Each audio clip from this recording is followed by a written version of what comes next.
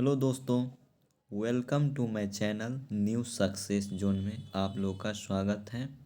आज हम दूसरा दिन आप लोग के लिए एसपीडी का रिवाइज योरसेल्फ का रेलवे सामान्य विज्ञान का कुछ ऑब्जेक्टिव लेकर आए हैं। तो ये रहा आप लोगों का पहला सवाल। मानव शरीर की बृहत्तम कोशिका कौन सी होती है? तो मानव शरीर की बृहत्तम कोशिका स्नायु कोशिका होती है। दूसरा सवाल है कि वैद्युत अपघटन में कौन सा नियम लागू होता है? फैराडे का नियम लागू होता है। तो आपसे सवाल पूछा जाएगा कि वैद्युत अपघटन में कौन सा नियम लागू होता है? तो फैराडे का नियम लागू होता है। आते हैं अगले सवाल की ओर। इलेक्ट्रॉन वोल्ट इकाई है, तो इलेक्ट्रॉन वोल्ट इकाई है ऊर्जा का। पृष्ठ तनाव की बीमा होती है, पृष्ठ तनाव की बीमा होती है Mt-2। आते हैं अगले सवाल की ओर। एक लकड़ी, तो ये जी दोस्तों यहाँ पे गलती लिखा गया है, लकड़ी नहीं होगा, लड़की होगा। एक लड़की झूले पर झूल रही है, यदि वह खड़ी हो जाए तो झूलने का आवर्तकाल क्या होगा? तो घट जाएगा। यूरिया में नाइट्रोजन की मात्रा 46% होती है। अगला सवाल है, कुत्ता में गुणसूत्र की संख्या कितनी होती है? 78 होती है। तो आप लोग को कमेंट करके ये बताना है कि मनुष्य में गुणसूत्र की संख्या कितनी होती है। अगले सवाल पे आते हैं। पारे का प्रतिरोध शून्य होता है कितने केल्विन पे? पूछा जा रहा है पारे का प्रतिरोध शून्य होता है, ये होता है 4 केल्विन पे पारे का प्रतिरोध शून्य होता है। मेथेनॉल को कहते हैं वुड एल्कोहल। पूछा जा रहा है कि मेथेनॉल को दूसरा किस नाम से पुकारेंगे? तो मेथेनॉल को वुड एल्कोहल से भी हम बुला सकते हैं।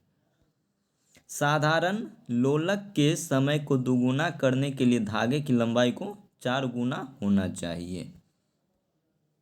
आते हैं अगले सवाल की ओर।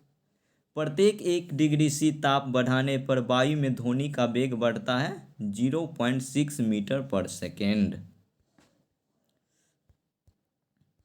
मानक दाब है पारे का 760 मिमी, यानी कि मिलीमीटर। पूछा जाएगा आपसे कि मानक दाब क्या है? तो पारे का 760 मिलीमीटर। जब प्रकाश वायु से कांच में जाता है तो क्या होगा? पूछा जा रहा है कि जब प्रकाश वायु से कांच में जाता है तो क्या होता है? तो तरंगदैर्घ्य यानी कि वेवलेंथ घट जाती है। अगला सवाल है, एस्कॉर्बिक एसिड किस विटामिन का नाम है? एस्कॉर्बिक एसिड को विटामिन सी के नाम से जाना जाता है। अगले सवाल की ओर आएंगे अब हम लोग।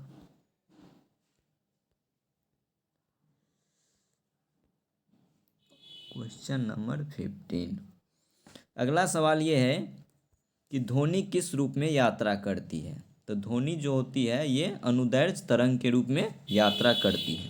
तो आप लोग को कमेंट करके ये बताना है कि प्रकाश किस रूप में यात्रा करती है। आते हैं अगले सवाल की ओर। सोनार मुख्यतः उपयोग किया जाता है किसके द्वारा? तो सोनार जो होता है यह उपयोग किया जाता है समुद्री यात्रियों के द्वारा। पूछा जाएगा आप लोग से कि सोनार मुख्यतः उपयोग किया जाता है किसके द्वारा? तो समुद्री यात्रियों के द्वारा सोनार का प्रयोग किया जाता है। अगला सवाल है, सूर्य में नाभिकीय ईंधन है। तो सूर्य में जो नाभिकीय ईंधन होता है ये हाइड्रोजन होता है। शरीर के द्वितीय सबसे बड़ी ग्रंथि कौन सी? तो शरीर के द्वितीय सबसे बड़ी ग्रंथि का नाम है अग्नाशय। अगर ये पूछा जाए कि शरीर के सबसे बड़ी ग्रंथि का क्या नाम है, तो शरीर की सबसे बड़ी ग्रंथि का नाम है यकृत यानी कि लीवर। और दूसरा सबसे बड़ी ग्रंथि पूछा जाए तो अग्नाशय। अगले सवाल की ओर आएंगे। नेत्र गोलक किस सेट द्वारा चालित होता है? ये बिल्कुल नया सवाल है। पूछा जा रहा है कि नेत्रगोलक किस सेट द्वारा चालित होता है, तो ये 6 मांसपेशियों से चालित होता है। अगला सवाल है, सभी अम्लों में सबसे अधिक समान तत्व कौन होता है। पूछा जा रहा है अम्लों में सबसे अधिक समान तत्व कौन सा है, तो ये होता है हाइड्रोजन। ऑक्सीजन को किस रूप में परिभाषित किया गया है। तो ऑक्सीजन को पूछा जा रहा है कि किस रूप में परिभाषित किया गया है, तो ये इलेक्ट्रॉनों की हानि के रूप में परिभाषित किया गया है ऑक्सीजन को। अगला सवाल है कि अम्ल का स्वाद कैसा होता है। तो जनरली ये सभी को पता होता है कि अम्ल का जो स्वाद होता है खट्टा होता है। अगले सवाल की ओर आएंगे। पूछा जा रहा है कि प्रकाश वर्ष इकाई है, तो प्रकाश वर्ष इकाई है दूरी का। आप लोग को कमेंट करके यह बताना है कि एक प्रकाश वर्ष में कितना मीटर होता है। 1 जूल बराबर होता है 10⁻7 अर्ग के।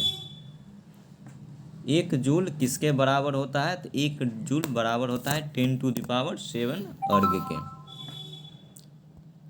देखते हैं अगला सवाल क्या है। पिंड का भार शून्य नहीं होगा।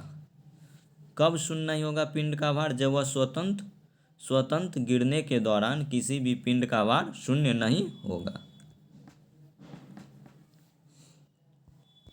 अगला सवाल है, वर्षा की बूंद किसके कारण से गोलाकार होती है। तो जनरली ये सवाल सभी को पता होता है कि वर्षा का जो बूंद होता है यह गोल होता है। पृष्ठ तनाव यानी कि सरफेस टेंशन के कारण वर्षा की बूंद गोल गोल होती है। अगला सवाल है, जब बर्फ के एक टुकड़े पर दबाव बढ़ाया जाता है तो उसका गलनांक घट जाएगा। अगला सवाल,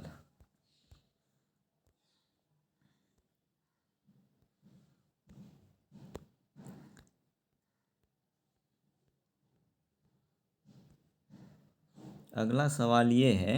पूछा जा रहा है, आग पकड़ने के लिए कौन सा फाइबर न्यूनतम प्रवृत्त होता है। तो ये आपका उदाहरण हो जाएगा सूती वस्त्र। पूछा जा रहा है कि आग पकड़ने के लिए कौन सा फाइबर न्यूनतम प्रवृत्त होता है, तो ये होता है सूती कपड़ा। नॉन स्टिक रसोई के बर्तन पर किसकी परत होती है, तो ये हो जाएगा आपका टेफलॉन। लेकिन न चिपकने वाले बर्तन पर किसकी परत चढ़ाई जाती है, तो टेफलॉन का प्रयोग किया जाता है। कौन सी धातु नाइट्रिक अम्ल द्वारा प्रभावित नहीं होती है। तो सोना जो होता है नाइट्रिक अम्ल द्वारा प्रभावित नहीं होता है। निम्नलिखित में से किसे भारी जल कहा जाता है, तो भारी जल कहा जाता है ड्यूटेरियम ऑक्साइड को। अगला सवाल है, लाफिंग गैस कौन सा होता है, तो लाफिंग गैस को नाइट्रस ऑक्साइड के नाम से भी जाना जाता है। अगला सवाल है, सोडियम हाइड्रोक्साइड यानी कि NaOH सूत्र वाले यौगिक का नाम क्या है, तो इसे कहा जाता है कास्टिक सोडा कहिए या सोडियम हाइड्रोक्साइड कहिए या NaOH कहिए, बात बराबर है। आते हैं अगले सवाल की ओर। निम्न में से किसे ध्वनि का संचरण नहीं हो सकता है।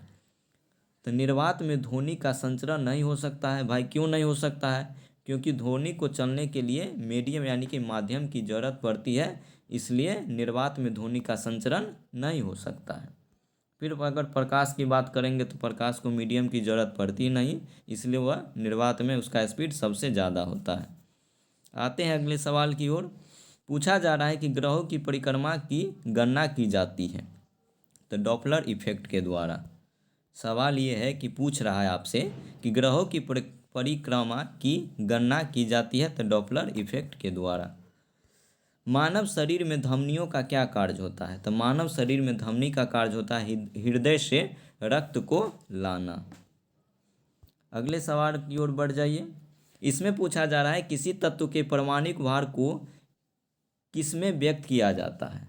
तो किसी भी तत्व का जो परमाणुक भार होगा उसको हम व्यक्त करेंगे परमाणु द्रव्यमान इकाई, यानी कि इसको दूसरे भाषा में बोले तो एटॉमिक मास यूनिट AMU में व्यक्त किया जाता है। किसको, किसी तत्व के परमाणुक भार को। अगले सवाल पे आते हैं और यह आपका क्वेश्चन नंबर 38 है। तापमान को कम कर देने से, कितना कम कर देने से सभी गैस शून्य आयतन घेरेगी। पूछा जा रहा है कि तापमान को कितना कम कर देंगे तो सभी गैस शून्य आयतन घेरेगी। तो आपका आंसर हो जाएगा -273 डिग्री सेंटीग्रेड। अगला सवाल है कि एंजाइम क्या है। पूछा जाएगा एंजाइम क्या है, तो एंजाइम एक प्रोटीन होता है। कैसा प्रोटीन होता है, तो बायो उत्प्रेरक प्रोटीन होता है। अगले सवाल की ओर आते हैं। अतिचालक ऐसा पदार्थ है जिसमें होती है शून्य प्रतिरोधकता। पूछा जाएगा अतिचालक कैसा पदार्थ होता है और अतिचालक में प्रतिरोध कितना होता है, तो अतिचालक में जो प्रतिरोध पूछा जाएगा तो इसमें शून्य प्रतिरोध होता है, यानी कि R बराबर 0। और प्रतिरोध का, अगर प्रतिरोध का ऐसा यूनिट पूछा जाए तो ओम होता है। ओम को ऐसे डिनोट किया जाता है। आते हैं अगले सवाल की ओर। 1 हॉर्स पावर बराबर होता है, तो ये 746 वाट के बराबर होता है। वायुमंडलीय दाब में आकस्मिक गिरावट दर्शाता है किसको, तो तूफानी मौसम को दर्शाता है। अगला सवाल है प्रेरकत्व की इकाई क्या है, यानी कि इंडक्टेंस की इकाई क्या है। तो इंडक्टेंस की इकाई पूछा जाएगा तो इसका इकाई हो जाएगा हेनरी। रक्त कैंसर किसे कहा जाता है, तो रक्त कैंसर कहा जाता है इसे ल्यूकेमिया को रक्त कैंसर कहा जाता है। पूछा जाएगा रक्त कैंसर किसे कहा जाता है, तो ल्यूकेमिया को कहा जाता है। और जनरली ये ब्लड की कमी से होती है। अगला सवाल है ध्वनि की इकाई क्या है, तो ध्वनि को हम किस में मेजर करेंगे, तो ध्वनि को हम डेसिबल में मेजर करते हैं। अगला सवाल है टेलीग्राफी के आविष्कारक किसने थे, तो टेलीग्राफ का आविष्कार किसने किया था, तो टेलीग्राफ का आविष्कार किया था मोर्स सैमुअल के द्वारा। अगला सवाल है कि ध्वनि की तीव्रता मापने के लिए किस यंत्र का प्रयोग करेंगे, तो ध्वनि की अगर तीव्रता नापना है तो हम यूज करेंगे ऑडियोमीटर का। आते हैं अगले सवाल की ओर। शुष्क सेल क्या है, पूछा जाएगा आप लोगों से, बताइए कि शुष्क सेल क्या कैसा सेल होता है, तो शुष्क सेल होता है प्राथमिक सेल होता है। चुंबकीय फ्लक्स की यूनिट क्या है, तो चुंबकीय फ्लक्स का यूनिट पूछा जा रहा है आप लोग से, तो चुंबकीय फ्लक्स का यूनिट हो जाएगा वेबर।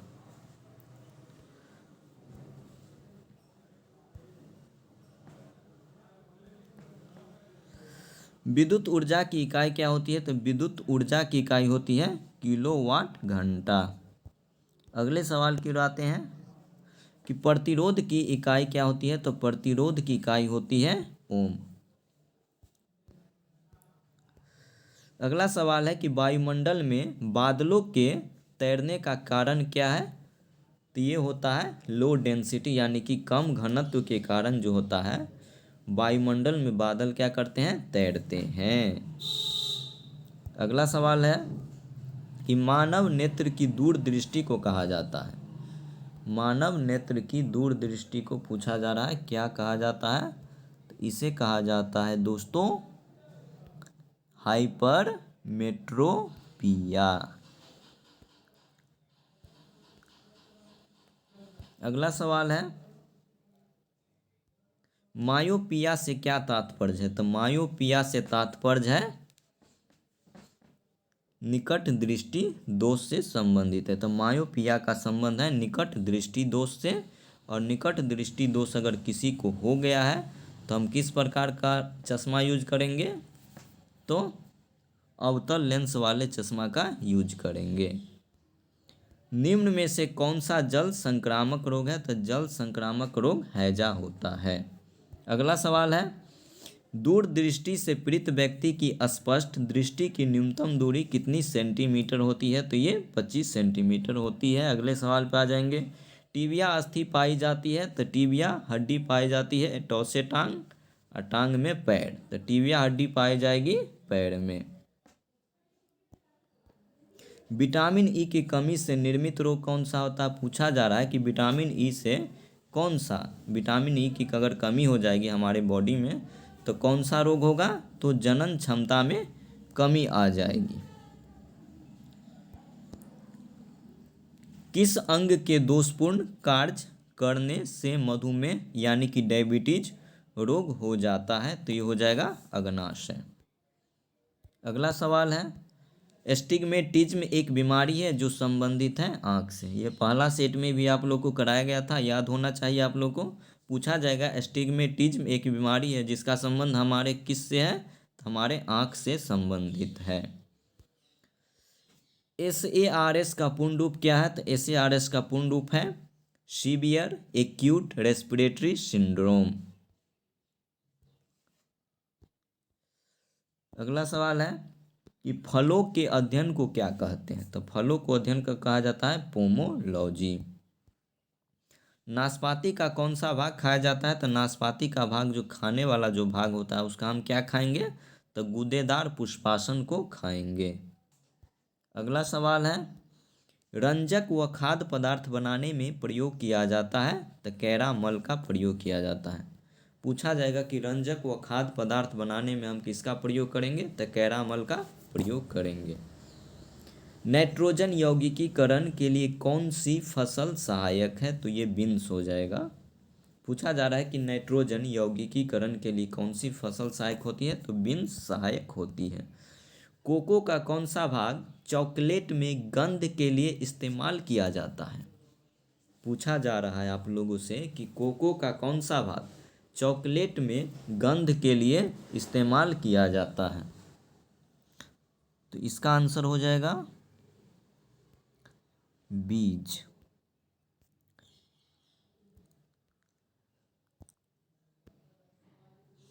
रेबीज के टीके का खोज किसने किया था? तो रेबीज के टीके का खोज किया था लुई पाश्चर ने। अगला सवाल है कि मारुति 800 में सिलेंडर की संख्या कितनी होती है? उनका सवाल है कि मारुति 800 में सिलेंडर की संख्या कितनी होती है? तो इसमें सिलेंडर की संख्या 3 होती है।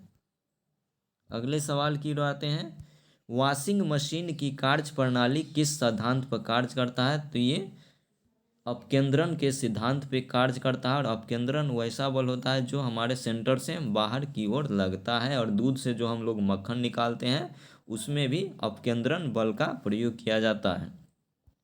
अगले सवाल की ओर आते हैं, न्यूट्रॉन वे कण है जिसमें होता है? तो न्यूट्रॉन वे कण है जो इस पर कोई चार्ज नहीं होता है, यानी कि चार्जलेस होता है, कोई आवेश नहीं होता है।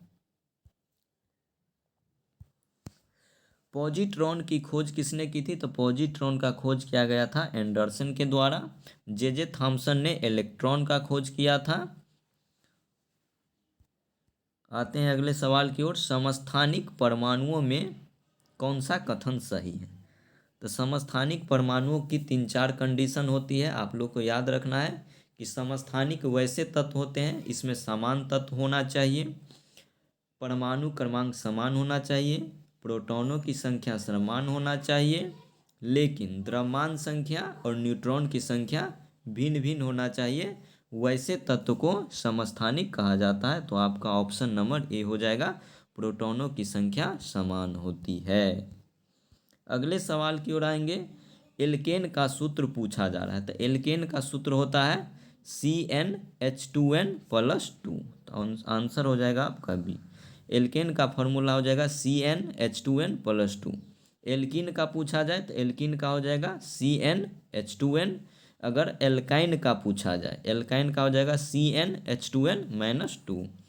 अगले सवाल की ओर आएंगे, आधुनिक आवर्त सारणी जो आधारित है यह परमाणु क्रमांक पर आधारित है। अगले सवाल की ओर आते हैं, जिप्सम का व्यापारिक नाम पूछा जा रहा है। तो जिप्सम का व्यापारिक नाम हो जाएगा कैल्शियम सल्फेट, CaSO4।